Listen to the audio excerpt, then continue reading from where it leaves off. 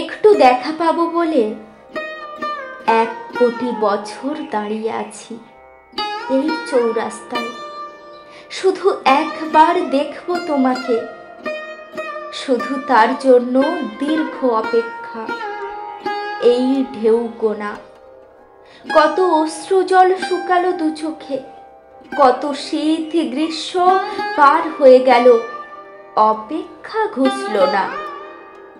এক ঝলক দেখার জন্য হদ্দ গেওর মতো দাঁড়িয়ে আছি আমি রাস্তার উপর।